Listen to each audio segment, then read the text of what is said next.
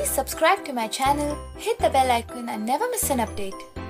Hello friends, welcome to my YouTube channel education by Alok Kumar Yadav.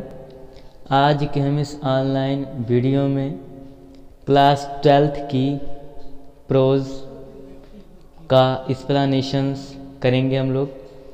जैसा कि आप लोगों ने वीडियो का थंबनेल देखा होगा और जान लिया होगा कि आज हम क्या पढ़ेंगे। तो आज हम पढ़ेंगे फर्स्ट चैप्टर प्रोज का a girl with a basket. A girl with a basket.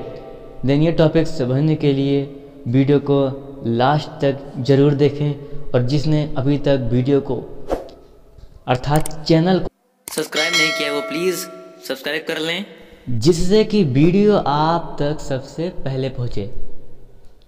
तो चलिए स्टार्ट करते हैं आज का topic, reference with context from chapter 1।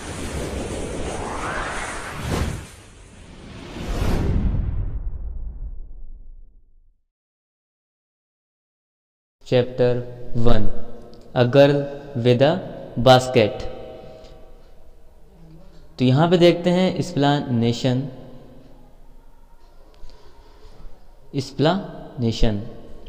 लिखा हुआ है explain one of the following passages with reference to the context. अर्थात एक्सप्लेन व्याख्या कीजिए one of the following passages नीचे दिए हुए कोई एक पैसेज का with reference to the context, संदर्भ सहित व्याख्या करनी है आपको। अर्थात एग्जाम में इसी प्रकार से दिया होगा, explain one the following passages with reference to the context. तो आपको वहाँ पे कोई एक करना रहेगा, वहाँ पे दो दिया जाएगा और आपको कोई एक करना रहेगा। तो यहाँ पे देखते हैं पहला है the platforms were spoke English. तो आपने इंग्लिश की बुक पढ़ी होगी, तो वहाँ से हमने एक टॉपिक को चूज किया है।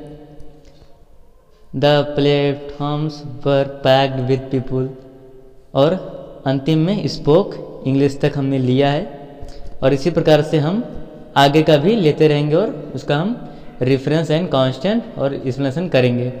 जैसा कि यहाँ रेफरेंस, पहले हम क्या करते हैं रेफरेंस REFERENCE।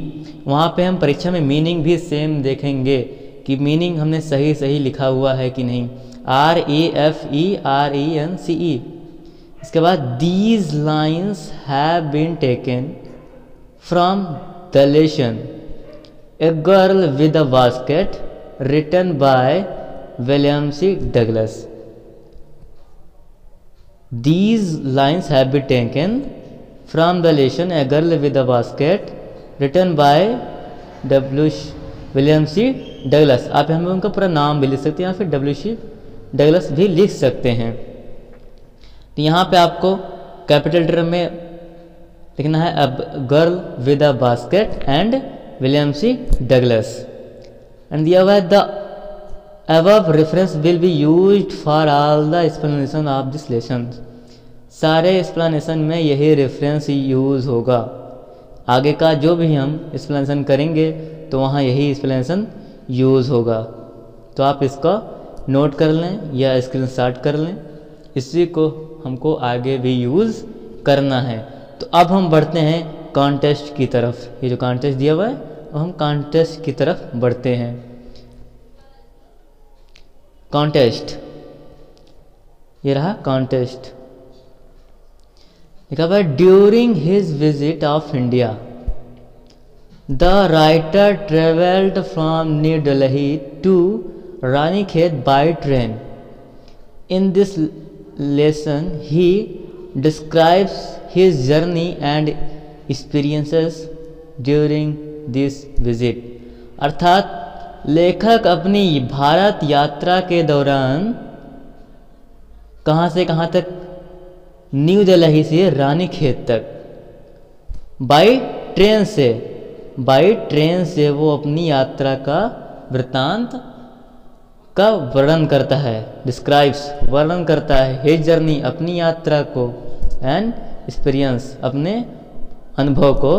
टेस्ट में क्या करते हैं कि अबाउट द अथर के बारे में कुछ लिखते हैं, अर्थात अथर ने क्या किया इस चैप्टर में वो हमको लिखना पड़ता है, थोड़ा सा उसके बारे में लिखना पड़ता है कि उसने इस चैप्टर में किया क्या है।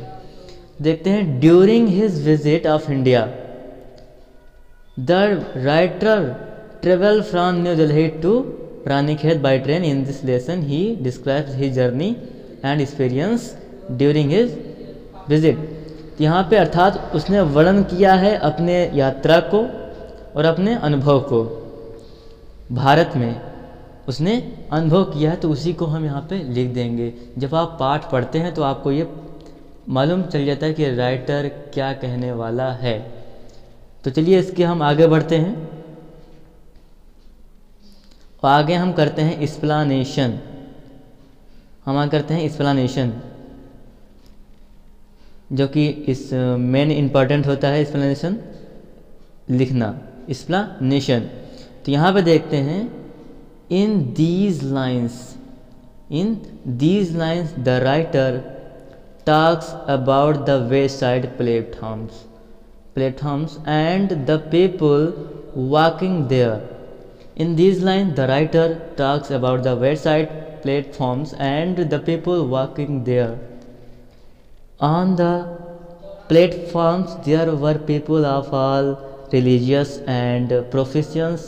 Generally, they were barefooted and wearing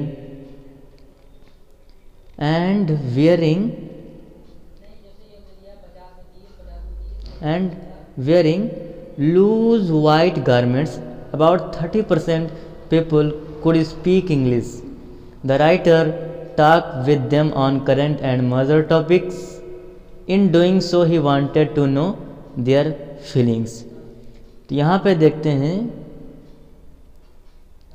यहाँ पे in this lines, in lines में द राइटर टॉक्स अबाउट, इन पंक्तियों में द राइटर टॉक्स अबाउट, लेखक बातें करता है, वे साइड किनारों के प्लेटफॉर्म से, अर्थात ट्रेन के प्लेटफॉर्म से, जैसे जहाँ पे गाड़ी गुजरती है वहाँ के वो प्लेटफॉर्म में, अर्थात वहाँ के चर्चा करता है कि वहाँ के लोगों के बारे में। And the people walking there, और वहाँ पे जो पीपल रह रहे होते हैं, जो वहाँ पे चलते हैं, जहाँ पीपल होते हैं, उनकी बातें कर रहा है।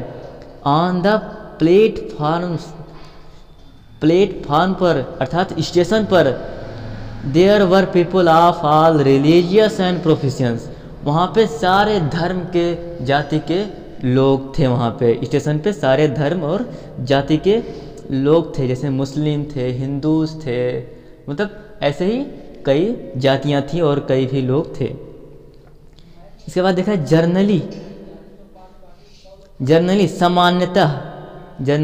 सामान्यतः दे वर वेयर फूटेड, अर्थात वे नंगे पैर थे, अर्थात उनके पैरों में चप्पल नहीं थी।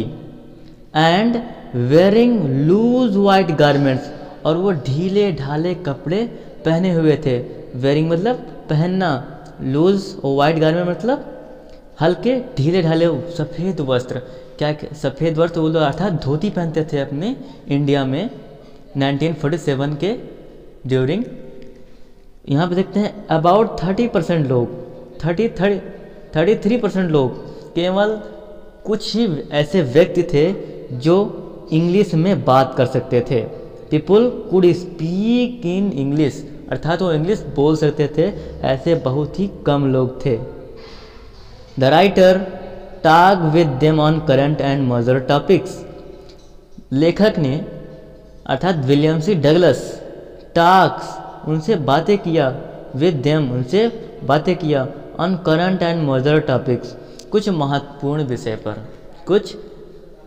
विषय पर, अर्थात वहाँ के जो करंट उनका जो टॉपिक था, उनका करंट जो उनका दिनचर्या था उनका, वो उस पर बातें किया। इन डूइंग सो, ऐसा करने से he wanted to know their feeling, वो इसलिए ऐसा कर रहा था क्योंकि वो उनकी इच्छाओं को, उनकी भावनाओं को जानना चाहता था। वो उनकी भावनाओं को जानना चाहता था, फीलिंग्स, भावनाओं को देन मैं आशा करता हूँ कि आपको ये वीडियो